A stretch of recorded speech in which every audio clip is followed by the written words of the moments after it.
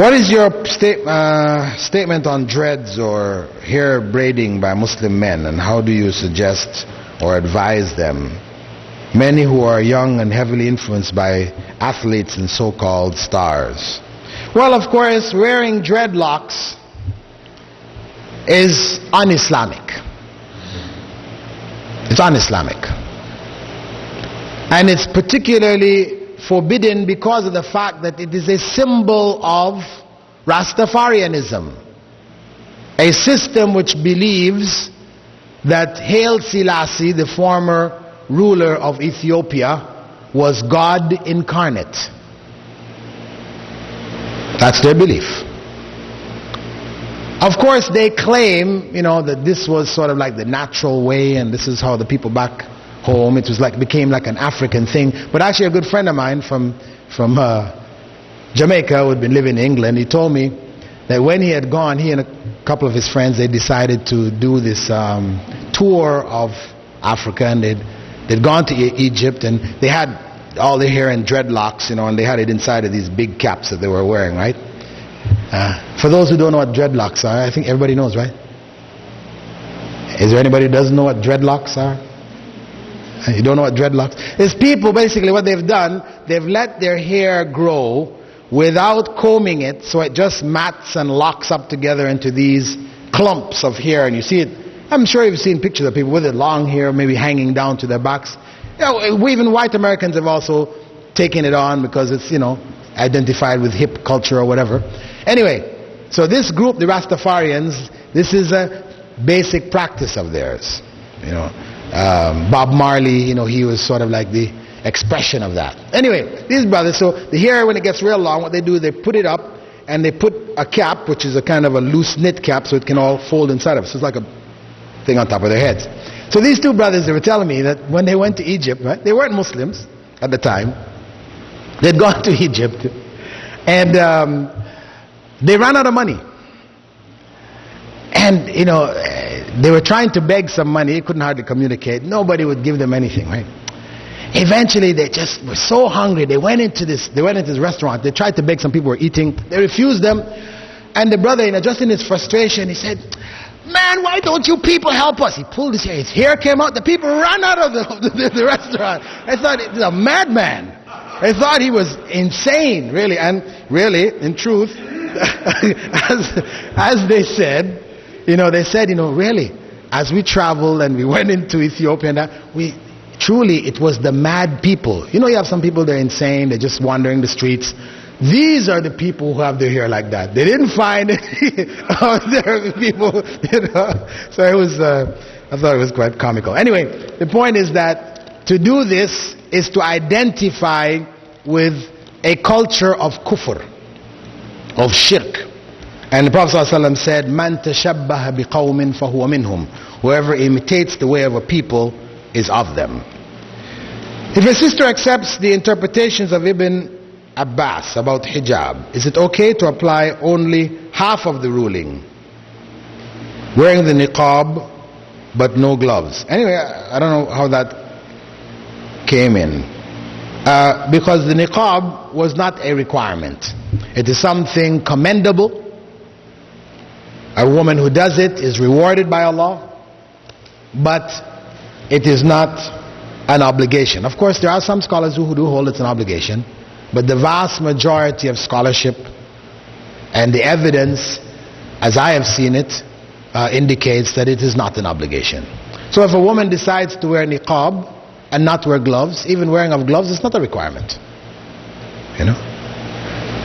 Or she decides to wear niqab and wear gloves, and she also wants to wear socks, she can do it. But to make that now a requirement for all the women, now this becomes oppressive. And for her to look at the sisters who don't do it as being half-stepping Muslims, they're a couple of notches down, this is again wrong. It's mistaken. We choose to do more, inshallah we get the reward for it. Others who may not be doing what we're doing in that regard may be doing other things in other areas far more than we're doing. So, Allah is the one ultimately to judge those things, and He judges according to taqwa. where the kafirs, the disbelievers, take on a fashion, it becomes a popular fashion for Muslims to imitate that fashion is wrong. Islamically, you shouldn't do it.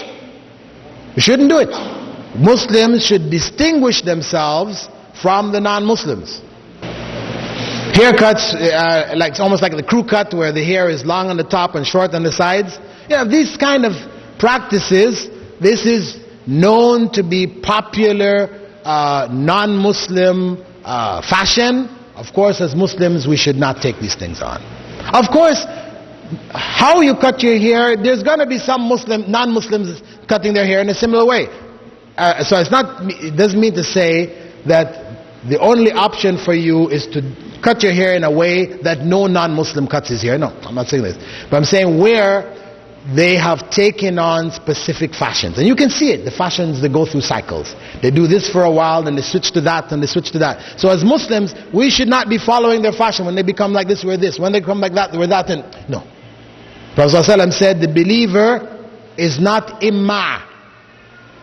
He is just like a chameleon. Whichever way this goes, he's there. Wherever it goes that way, he's there. It's just following. He becomes a slave to fashion. The Nike symbols and these things, becoming a slave to fashion, and the labels and these kind of things. The outer garment has conditions that it is not beautiful in and of itself. Very colorful, very flowery, so it becomes a means of attraction, because you are canceling what the purpose of the jilbab is. The purpose of the jilbab is to neutralize yourself, right? That you are not an object of beauty where people are attracted to you because of beauty. So it's not to say, on the other hand, now you have to wear the most crumpled up, wrinkled up, torn up clothing that you go outside in. I'm not saying that either. That's going to another extreme, right? But the point is that your outer garment should be plain. I'm not saying it has to be black, because of course some people say, no, it doesn't have to be black. It's cultural. If you choose black, it's fine. It should be colors which are not themselves bright. Bright yellows or bright, things which are colorful and attractive to the eye. Flowery with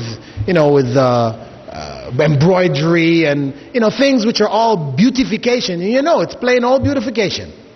And you chose that particular khimar or that particular dress because it's beautiful. That's why you chose it. It's attractive.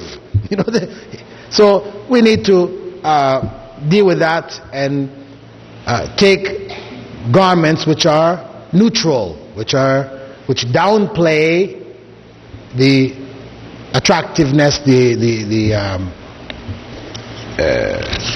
beauty aspect of dress.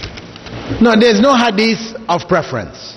It only described the women as being like crows. I mean, the crow, the black crow, the garment that they wear in the abaya, which went from the head to the top, from behind at a distance, they would look like a crow in that sense, right?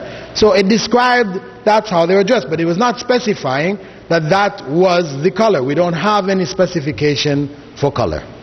If a woman sought or desired not to be seen by men, obviously she meant who? Surely not her husband, right? She meant men who she could marry. She tried to avoid being seen by them, and Islam commends that a woman tried to avoid the glances of men, etc., and things which would invite those glances. This is from Islam. What is the first book in English you would recommend for church-going Canadians who want to understand Islam? Well, what I would try to do is I would try to find out from them what do they know of Islam first. And if they know nothing, there's a pamphlet which was done by the Saudi embassy called Understanding Islam and Muslims. I revised it and we printed up and used it for dawah in the Emirates and that region. And I think it is quite simple, it's quite colorful. It shows pictures of Muslims all over the Muslim world, and it has proven itself to be quite an effective means. Also, there's a book which was done by what's the brother's name? Ibrahim Abu Harb from Riyadh. I think it's called Understanding Islam also, or something like this too. It's quite nicely done, good quality. Brother's question, whether the Christians of today and the Jews are the same Christians and Jews referred to in the Quran. Yes, they are the same. By the time the Quran was revealed in the 8th, 7th century, Christianity had already become its distorted state that it is in today. The Gospels are already established, their practices of belief in Trinity, everything was already there. The early years when true Christianity still remained, and there were people upholding monotheism, Tawheed, people like the Bishop of Alexandria, Arius, and other people like James after Jesus' departure in Jerusalem, etc. That ended by the 3rd century, as a force to be reckoned with. After the 4th century, that was finished. From then onwards, Christianity as we know it had established itself. So the Quran was referring to the Jews and the Christians that we know today. What they were doing today, or what they are doing today, they did then. So when Allah says you can eat their slaughter, as you could do it then, you can do it today. You can eat their slaughter. However, the issue, because some people say, oh, they used to slaughter in the name of Allah. No. Back in the 7th century, they were not slaughtering in the name of Allah. You have to bring proof that that was the case. No. The point is that they slaughter, their slaughter we can eat. However, if in the process of their slaughtering, they kill the animal before cutting its neck, then what they are doing is cutting the neck of meta, or a carcass, which we are not allowed to eat. So if it is established that in the process of their slaughtering, they do cut the neck of the animal, even if they cut the neck right off, if they cut the neck of the animal while it is still alive, then that is halal. That's the law. It is halal. And those who argue that no, these Christians are different from the Christians and they have to do it exactly as we do it, and no. These are requirements and arguments which don't have a basis in the practice of Prophet Muhammad ﷺ nor of his Sahaba. When the meat was brought to him from Jews, he ate. He didn't ask them, how did you slaughter? But of course, if somebody comes and informs you that they are slaughtering the animals after they kill them, then you can't eat. Then you can't eat. Or if when they're cooking it in lard, or they're cooking it in other haram, along with other haram materials, they're cooking it along with pork products and things like this, then of course you don't eat because of the issue of it, these other things mixing in with it. But where it is clear and established that they have slaughtered, it is slaughtered by a society which is generally Christian. I mean, again, you don't have to establish that that particular chicken was slaughtered by a Christian in that slaughterhouse, because you do have Sikhs here, you do have others, right? But you are not required to establish exactly who slaughtered that. If you are in a country which is majority Christian, then you are allowed to assume that what is coming to you is Christian. Now if you go to a Sikh butcher shop, don't. You don't. If it's clear he is not a Christian or a Jew, then you don't buy from him. So other than that, the basic principle is that it is permissible. But now, there's another consideration. If you have a choice between buying from Muslims and buying from non-Muslims, one would have to say that it is preferable to buy from Muslims. That Muslims should support each other, encourage in their businesses, help them be successful so they can give their zakah and benefit the Muslim community. It is important that our monies be circulated as much as we can amongst ourselves. So I would say, though it is permissible where we have a choice, it's better to purchase from Muslim shops, etc., etc. You stated that Muslims should not read the Torah or Bible. I didn't say that. I didn't say that.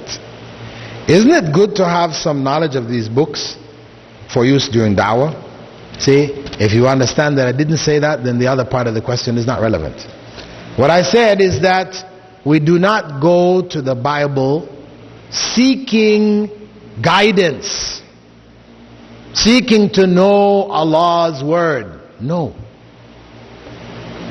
We may use verses from the Bible which confirm what the Quran says or what the Prophet ﷺ Sunnah says. We use that to support what supports Islamic teachings.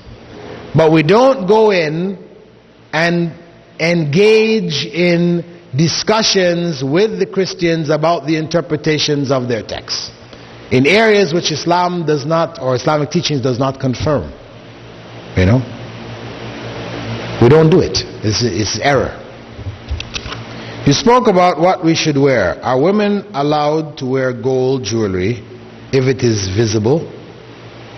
Rings, bracelets? Should we only wear it at home and weddings, etc.? Well, the general mass of Muslim scholarship holds that women may wear gold.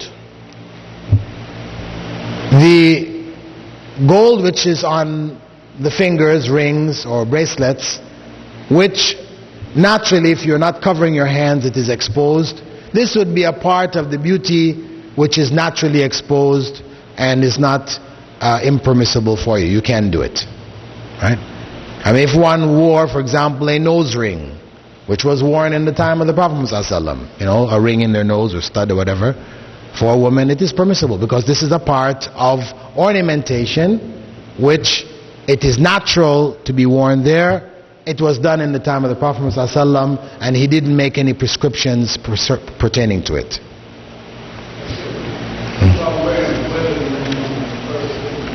Wearing the wedding ring on the third finger. This is haram.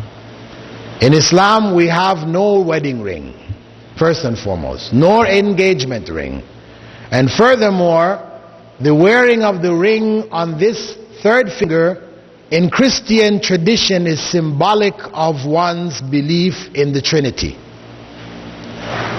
Any person who watched the coronation of Princess Diana, their marriage, the bishop put the ring by her thumb and said, "In the name of the Father, in the name of the Son, in the name of the Holy Ghost, Amen." That is the tradition. So not only is it forbidden from the point of view of it being Christian tradition, not Muslim tradition, wearing of a ring, a wedding ring. We don't have any wedding rings, so it's imitation. It is also shirk. It represents a belief of shirk, and so as Muslims we should not wear it. Wearing on the right hand was the sunnah. You said that if you read your fortune in the newspaper or anywhere else, your prayer is not accepted for 40 days and nights. What if you didn't know about this? Will your prayers still be nullified? No. If you didn't know and you did it this morning already, your prayers are not nullified. But now you know, if you go and do it tomorrow, your prayers will be nullified. What if you go to read your fortune but don't believe in it? Will your prayers still be nullified? Yes. That's what we said. There are two narrations concerning going to the fortune teller. The first one is going out of curiosity your prayers are invalidated, or the reward is taken away for 40 days and nights. If you go and believe in it, the Prophet ﷺ said, you have disbelieved in what I brought. It means you have disbelieved in Islam. It is an act of disbelief.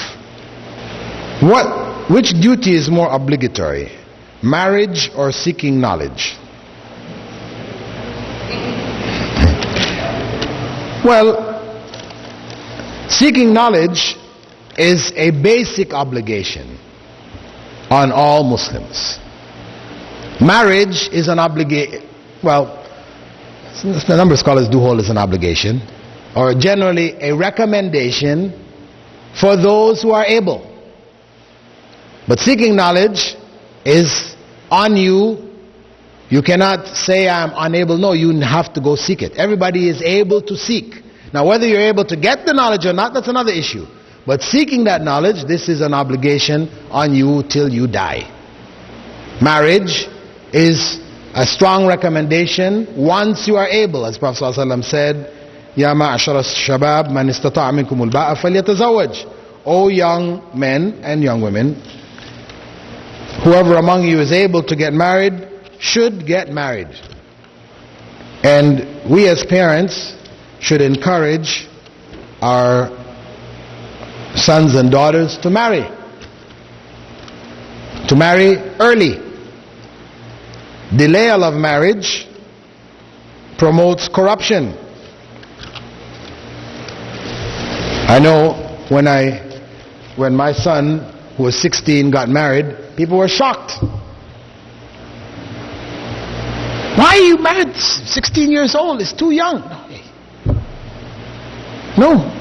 It is the sunnah to marry young. Is the wearing of the nose ring okay, or should it be worn only in the home? It is okay to wear it. It's okay to wear it. Our sister's question is, young people's delaying marriage for secular educational purposes, is that permissible? Is this included in the seeking of knowledge? Well, the seeking of knowledge that we said, which was obligatory, this is religious knowledge. That is what is obligatory. Now, secular, or we call it academic knowledge, knowledge of the worldly things which benefit us in our worldly affairs, this may be what we call fard kifaya, or a community obligation for some women, for example, to learn medicine, to be able to treat women, and dentistry, to be able to treat women, so that the women are not put in a position of haram where they go to male doctors or male dentists. So it is obligatory on the community to produce some female dentists and female doctors, gynae, right? Doctors, OB-GYN doctors. So that is a community obligation. Marriage is a strong recommendation, and it is better if a woman has reached the age of marriage that she get married and pursue her education, if she's going into those areas which are beneficial, along with it. And it's very important actually for both males and females in going into fields of study. I mean, we have to be very careful about our intentions for study, what we're going into universities to study. That these fields that we go into, there is some kind of Islamic principles connected with it. The choice of areas to study should be areas which can be utilized and would be beneficial to the Muslim community. Fields of study where a person ends up in some research lab somewhere, making chemicals that God alone knows what they're going to go and do with it in the end. You shouldn't take these kind of fields. You should take very practical, direct benefit type fields where the Muslim community can come to you. We have a need as a community here, for example, in Ottawa. Muslims here have certain needs, whether they are in financial areas, building areas, or whatever. Muslims should go into the fields which will help to fulfill these community needs. Very important, because our seeking of knowledge should not be solely for our own benefit in this field. As the Prophet ﷺ said, and I quoted before, خَيْرُ النَّاسِ أَنْفَعُهُمْ لِلنَّاسِ. The best of people are those who are most beneficial to others. So our knowledge should be not only for our own benefit, but for the benefit of others.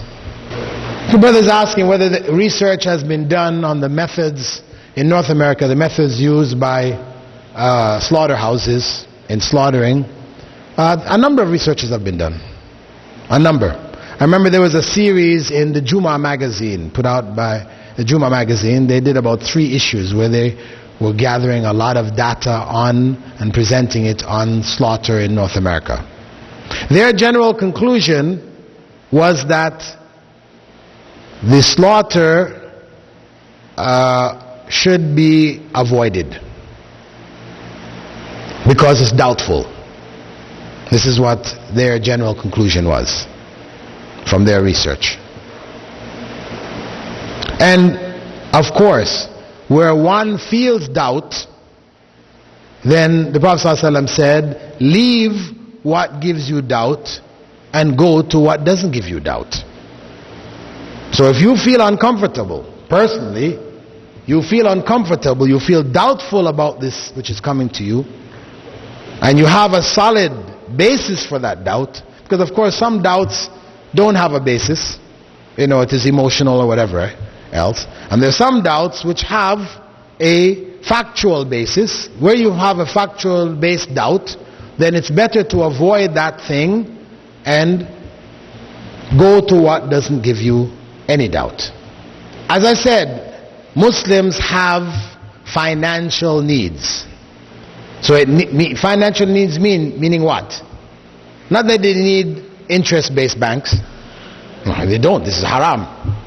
They have financial needs, meaning that we need to develop some financial institutions which will allow Muslims to fulfill certain financial needs, like buying homes without interest, buying cars without having to pay installments and paying interest, and a variety of other things like this. We need to develop financial institutions which can protect Muslims from falling into these major sins.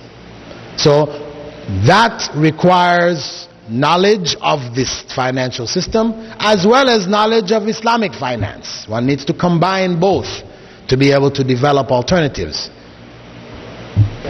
Now, Ibn Taymiyyah doesn't have a tafsir of Quran.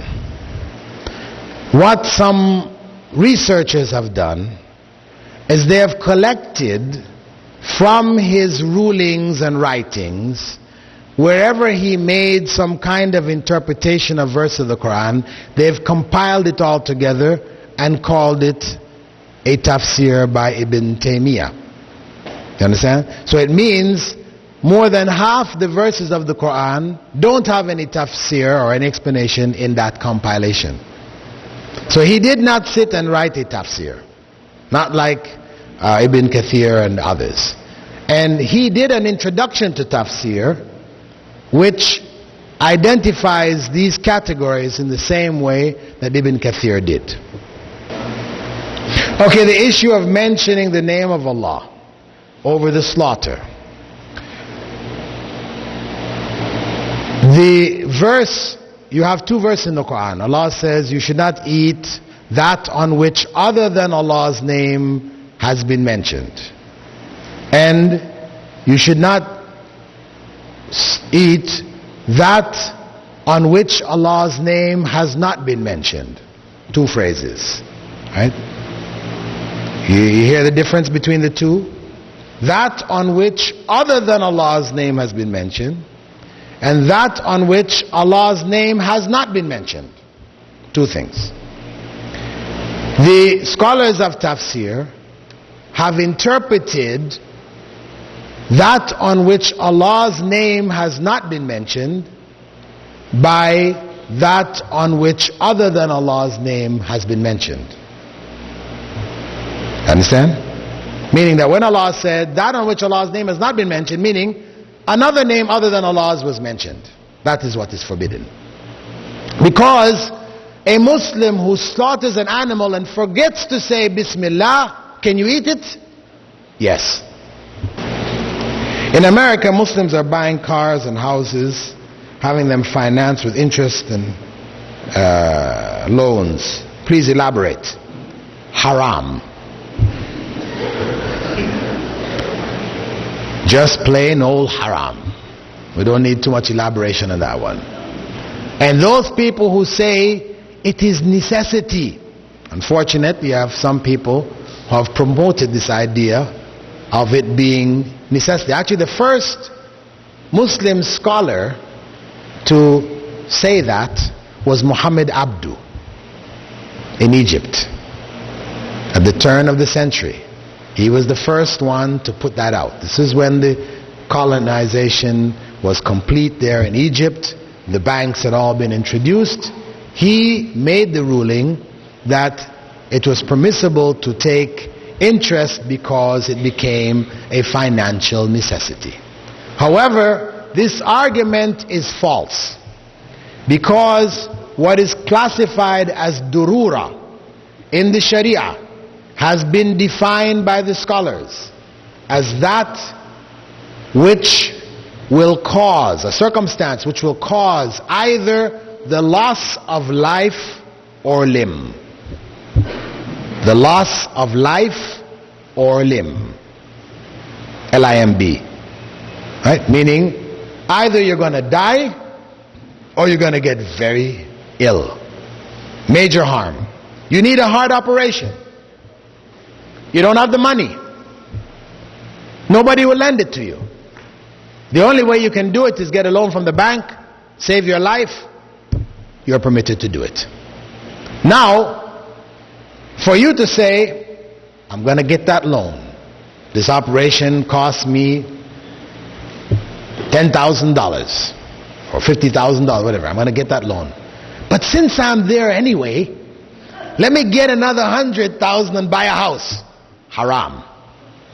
What was enough to save your life, that was permitted. What is above it, 1 penny above it, is haram.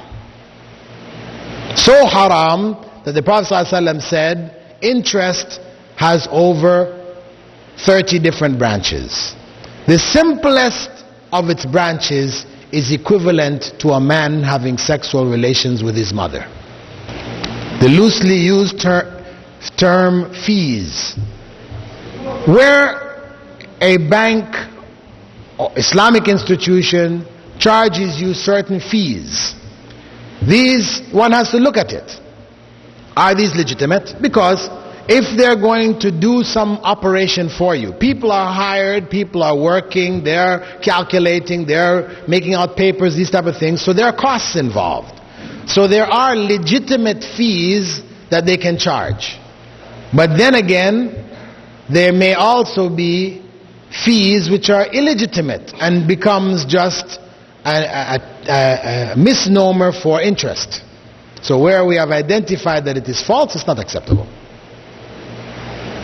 And I should note, also mention that in the Arab world, interest is called fa'ida. Right? Fa'ida means benefit. They've changed the name from riba, which is everybody knows is haram, and you don't want to talk about, I'm going to go get my riba. So they now call it fa'ida. And this is one of the signs of the last day about which the Prophet ﷺ spoke, that people would call riba and alcohol by other than its name. You know? Is it obligatory for women to wear socks or cover their entire feet outside their houses? No. I explained that already. Wearing of socks is not obligatory. What I said is they should wear a outer garment which should come down to the tops of their feet, covering the tops of their feet. That is what is required. If they wish to wear socks, they may do so, but it's not a requirement. If you are designated to ask a question, to say Salam Alaikum here is inappropriate. It's inappropriate. And it's common practice. People want to ask, this is Salam Alaikum. No. No. Salam Alaikum when you're meeting a person for the first time, you say Assalamu alaikum. This is the place for Assalamu alaikum. Right? A scheme by which an institution buys the home for you, and you put in a certain amount of money, they put in the greater amount of money, and you pay something like rent to them. It's like rent to own kind of situation. You have a down payment and then you pay rent, and eventually that rent is counted towards the paying off of the house, and eventually you own it. Not like that? Huh? It's calculated against. Well, the point is that the details of this, one needs to go back to scholars of Islamic finance. Where you have an institution which has a board of reputable Muslim scholars, and they have identified and analyzed the details of this, because you're giving me something of it and there may be other details which I'm not aware of, etc. So I wouldn't want to make any pronouncements in this area. Where you have a reputable board and they have deemed this particular transaction permissible Islamically, then you go on the basis of that ruling.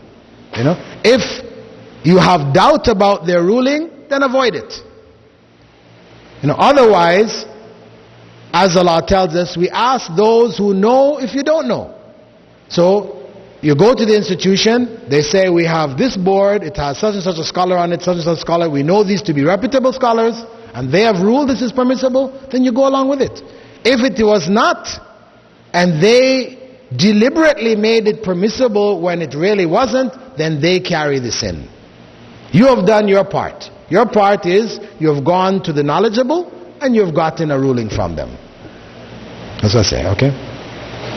The issue of car insurance, where the use of a car becomes necessary to earn the money to feed your children. Without the use of that car, you are unable to earn that which would feed your children, and forcing you to beg instead, then you have a situation here of necessity. So in this case, they permit insurance, but it should be third party, the minimum. Anytime one is in a forced circumstance, you're only allowed to do the minimum necessary to fulfill what is required. If the credit card is functioning as what they call a debit card, meaning that you have a fixed amount there which you can use and you're not signing any contract of interest, then it is permissible. But once you sign a contract of interest, meaning if you overdraw, you have agreed to pay interest, then that card is haram. If you bought a home on interest before you became a Muslim, Prophet ﷺ said, Al-Islam yajubbu ma qabla. Islam cancels what came before it. Just to repeat that, if a person has a checking account which has no interest, but you can only get that checking account by getting a savings account which would give you interest first, and you don't put any money in the savings account, so you're not accruing any interest, is that arrangement halal? Well, one would have to say, when you make your contract with the bank, you sign a contract agreeing that you would receive interest. That is haram. Whether you actually do or you don't, the signing of that contract is haram. Prophet ﷺ said 4 people are involved in the interest: the witness, the one who draws up the contract, the one who gives it, and the one who receives it. So once you have signed that contract, whether you actually receive it or you don't receive it, you have entered into an interest contract or interest transaction, which is haram. The witness. No, I'm meaning if you do a business deal, for example, and there's interest involved in that business deal and you need witnesses, all those who sign that contract as witnesses to that contract, they fall into the sin also. We'll stop. Subhanakallahumma wa bihamdika, nashhadu an la ilaha illa ant.